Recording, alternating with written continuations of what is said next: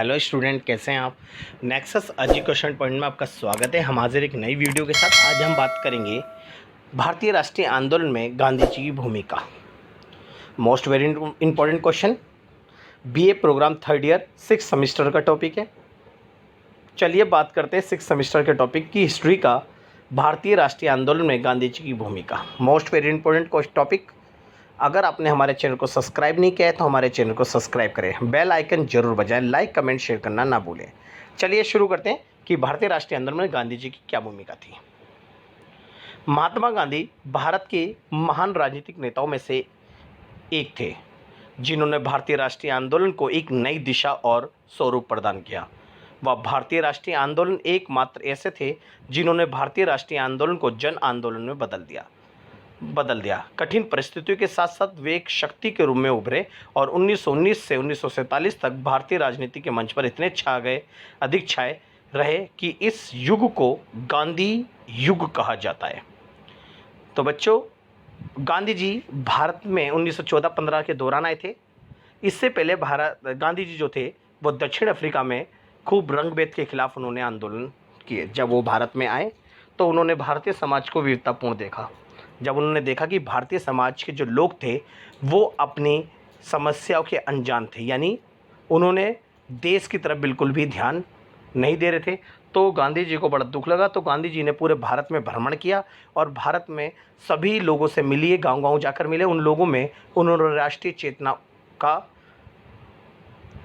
जन्म दिया। मतलब कहने मतलब है कि जब वो भारतीय लोगों से मिले तो उन्होंने उनकी समस्याओं के प्रति अवगत कराया और सभी लोगों में कूट और राष्ट्रवाद की भावना भरी। तो इससे गांधी जी हल्के हल्के लोगों के मन पर छाने लगे। तो इस तरह से ये जो 1919 से लेकर 1947 तक गांधी जी ने 8 राष्ट्रीय आंदोलन चलाए, यानी 1914 से लेकर 1942 तक गांधी जी ने 8 आंदोलन चलाए और इस 8 राष्ट्रीय आंदोलन से देश को आज़ाद कराया। ये जो युग था गांधी युग के नाम से भी जाना गया। गांधी जी ने अपने जीवन में अनेक ऐसे कार्य किए जिनके कारण उन्हें एक विशेष उत्थान प्राप्त हुआ। गांधी जी ने अपने जीवन में अनेक ऐसे कार्य किए जिनके कारण भारतीय जनता को अंग्रेजों से लड़ने का शांतिपूर्ण मार्ग प्रदान किया। संक्षेप में गांधी जी का राष्ट्रीय आंदोलन में निम्नलिखित योगदान था। पहले बात करते हैं गांधी जी का राष्ट्रीय आंदोलन। तो ये गांधी जी का पहला आंदोलन था। जैसे ही वो भारतीय राजनीति या भारत में आए तो गांधी जी ने पहला अपने आंदोलन की शुरुआत राष्ट्रीय आंदोलन से करी। अंग्रेजी राज्य व्यवस्था से उत्पन्न परिस्थितियों के कारण भारत में अनेक सामाजिक और आर्थिक परिवर्तन हुए। परेशान होकर गांधी जी भारत में राष्ट्रवादी परंपराओं का जन्म हुआ। ये राष्ट्रवाद धीरे धीरे एक जन आंदोलन का रूप धारण कर रहा था। 1917-18 दशक तक इसमें व्यापक स्वतंत्रता आंदोलन बनने के लगभग सभी लक्षण दिखाई देने लगे। इन्हीं लक्षण को सही दिशा दिखाने की आवश्यकता थी जिससे ये राष्ट्रीय आंदोलन एक जन आंदोलन बन जाए, और ये दिशा गांधी जी ने प्रदान की। और गांधी जी ने सभी लोगों के मन में कूट के राष्ट्रवाद की भावना को उजागर किया और उन्होंने लोगों के निजी हितों को छुड़वाकर देश से प्रेम और देश हित के बारे में सोचने के लिए प्रेरित किया। यहाँ से इन्होंने ये जो राष्ट्रीय आंदोलन को जन आंदोलन बनाए रखने का मार्ग दिखाया। तो ये राष्ट्रीय आंदोलन से शुरुआत थी। तो गांधी जी का दूसरा जो आंदोलन था वो था चंपारण आंदोलन। ऐसा था कि गांधी जी ने भारतीय राष्ट्रीय आंदोलन की शुरुआत चंपारण आंदोलन से की, जो स्थानीय मांगों पर आधारित थी। चंपारण का मामला बहुत पुराना था। 19वीं सदी के आरंभ में गोरे लगान मालिकों ने किसानों से एक अनुबंध कर लिया था, जिसके अनुसार किसानों को अपनी भूमि के एक निश्चित भाग पर नील की खेती करना अनिवार्य था। रासायनिक 19वीं सदी के अंत में जर्मनी के रंग ने नील की मांग को कम कर दिया, जिसके कारण किसान नील की खेती से छुटकारा पाना चाहते थे। लगान मालिकों ने किसानों को अनुबंध से मुक्त करने के लिए लगान की दर को अत्यधिक बढ़ा दिया। ऐसे में गांधी जी वहां पहुंचे और उन्होंने सरकार के सामने प्रस्ताव रखकर अपनी मांग मनवा ली, जिससे लगान मालिकों का अपमान हुआ, जिससे वे चंपारण छोड़कर चले गए। और ये चंपारण का जो आंदोलन था वो सफल हो गया, जिससे चंपारण जिले के नागरिकों के मन पर गांधी जी छा गए। फिर इसके बाद गांधी जी का नेक्स्ट आंदोलन था अहमदाबाद आंदोलन। तो चंपारण आंदोलन तो कृषि से संबंधित था और चंपारण बिहार के अंदर, याद रखना। और इसका अहमदाबाद आंदोलन जो है वो गोरे लगान मालिकों से था। ऐसा था, अहमदाबाद के जो मिल मालिक थे वहाँ बड़ी बड़ी फैक्ट्रियाँ लगी हुई हैं, तो वहाँ के लोगों को प्लेग बीमारी फैल जाती थी। तो प्लेग बीमारी के होने के कारण वहाँ के जो मिल मालिक थे उन्हें वहाँ का बोनस देना पड़ता था, यानी उनकी जो बीमारी है उसका पूरा इलाज उठाना चाहता था। लेकिन वहाँ के जो ये प्लेग बोनस था, वहाँ के जो मज़दूर थे प्लेग बोनस को चालू रखना चाहते थे, लेकिन वहाँ के जो गोरे लगान मालिक थे इस बोनस को वो समाप्त करना चाहते थे। ऐसे में गांधी जी शांतिपूर्ण रास्ता अपनाने को कहा, यानी वहाँ पर गांधी जी गए तो गांधी जी ने वहाँ पर मज़दूरों से शांतिपूर्ण रास्ता अपनाने को कहा और मज़दूरों का उत्साह बढ़ाने के लिए खुद अनशन पर बैठ गए, जिसके फलस्वरूप मालिकों ने इनकी बात मान ली और प्लेग जो बोनस था उसे समाप्त करने का जो जिद थी अंग्रेजी की, उन्होंने छोड़ दी और ये प्लेग बोनस जो था चालू रहा। इससे अहमदाबाद के जो मज़दूर लोग थे उनके मन पर गांधी जी छा गए। इस तरह से गांधी जी के लगातार पहले राष्ट्रीय आंदोलन, चंपारण और अहमदाबाद आंदोलन सफलता की शिखर पर चढ़ते चले गए और गांधी जी ने राष्ट्रीय आंदोलन को एक जन आंदोलन के रूप में बदल दिया। तो अहमदाबाद आंदोलन भी गांधी जी ने सफल बनाया। नेक्स्ट है खेड़ा आंदोलन। खेड़ा जिले के किसान बहुत परेशान थे क्योंकि उनकी फसल खराब हो गई थी, फिर भी सरकार उनसे मालगुजारी वसूल कर रही थी।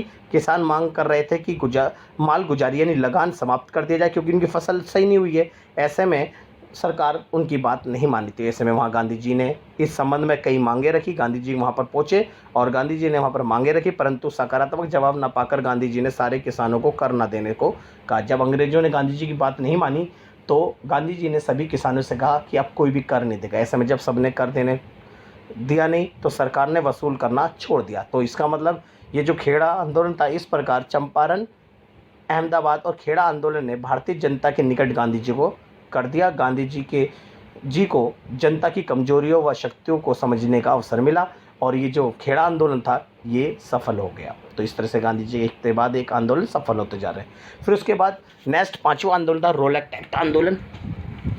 तो खेड़ा, अहमदाबाद और चंपारण जैसे छोटे आंदोलनों ने गांधी जी को लोकप्रिय और साहसी बना दिया। फलस्वरूप उन्होंने 1919 में प्रस्तावित रोलैक्ट एक्ट के अनुसार देशव्यापी आंदोलन का आह्वान किया। अंग्रेजी सरकार आतंकी घटनाओं को दबाने के नाम पर भारतीयों के मौलिक अधिकारों का हनन कर रही थी।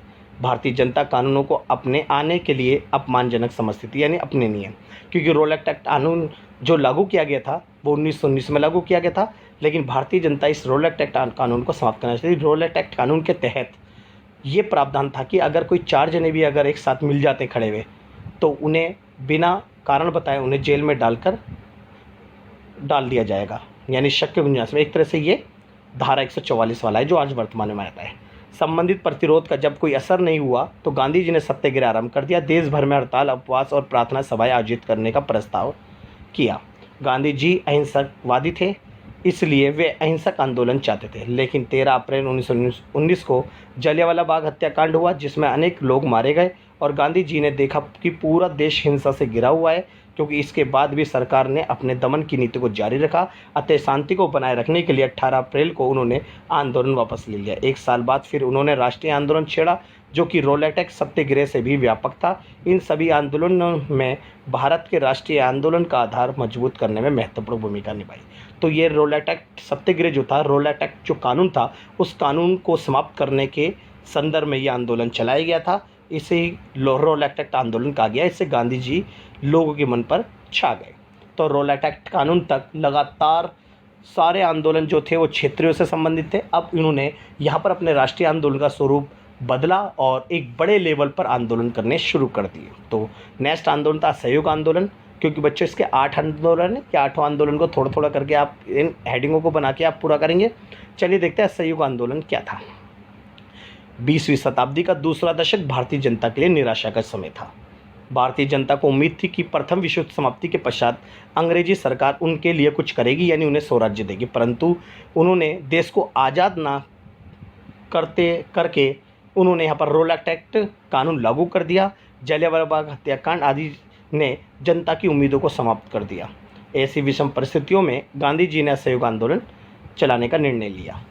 1 अगस्त 1920 को असहयोग आंदोलन आरंभ हुआ तथा सितंबर 1920 में हुए कांग्रेस के अधिवेशन में इसे कांग्रेस ने भी स्वीकार कर लिया। यानी 1 अगस्त 1920 को जब असहयोग आंदोलन आरंभ किया तो इसे कांग्रेस ने भी अपने अधिवेशन में स्वीकार कर लिया। इस आंदोलन के फलस्वरूप राष्ट्रीय आंदोलन जन जन तक पहुंच गया।